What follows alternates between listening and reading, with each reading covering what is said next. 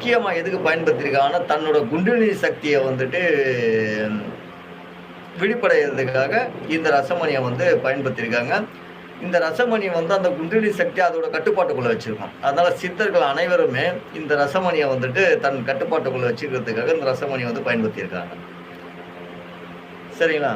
இந்த ரசமணி எது யாரெல்லாம் போடலாம் அப்படின்னா, நம்மளோட மனநிலை சரியில்லை, நிறைய குழப்பங்கள் இருக்குது, சிந்திக்கக்கூடிய நேரங்கள் கிடையாது, நம்ம மனதுக்குள்ளே பயங்கரமான அழுத்தங்கள் இருக்குது, என்ன செய்கிறதுன்னு தெரியாது அப்படின்றவங்க வந்து இந்த மணியை போடலாம். போட்டால் என்ன ஆகும்னு கேட்டிங்கன்னா வந்து அந்த மன அழுத்தமானது வந்து இது வந்து அதுக்கான வேலைகள் எதுக்காக அந்த குழப்பங்கள் இருக்குது, வழியே தெரியாமல் இருக்கும். அதுக்கு என்ன பண்ணணும்னு கேட்டிங்கன்னா என்ன வழியே தெரியல, என்ன குழப்பமாக இருக்குன்னும்போது நமக்கு சிந்திக்க ஆற்றலில் வந்துட்டு வழி தெரியாமல் இருக்கும்போது இந்த மணி என்ன ஆகும், நமக்கு வந்து உதவி செய்ய ஆரம்பிச்சிடும். என்னென்னா எங்கெங்கெல்லாம் அந்த சில்கில் நகர விடுதோ அந்த இடத்துலலாம் போது அதுக்கான வழி இருக்கு இல்லை அப்படின்றத வந்து இது வந்து ஒரு சரியான ஒரு விடையை வந்து கொடுத்துரும். சரிங்களா?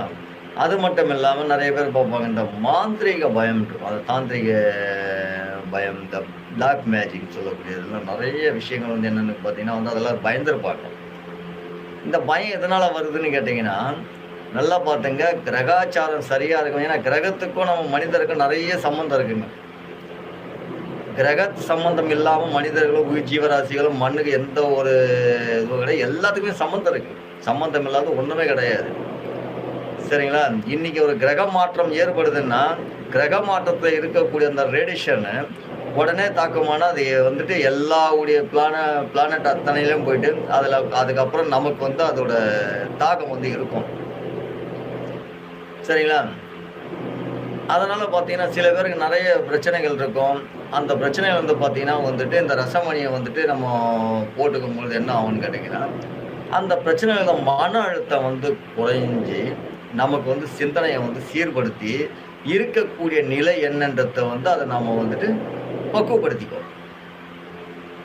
சரிங்களா? அந்த பயம்ன்றது பாருங்கள், இந்த பதட்டம் எப்பவுமே இருந்துகிட்டே இருக்கும்.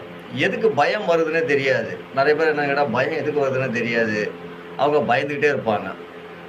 ஆனால் காரணம் தெரியாது. ஆனால் பயம் மட்டும் மனசுக்குள்ளே இருக்கும், பதட்டம் இருக்கும்.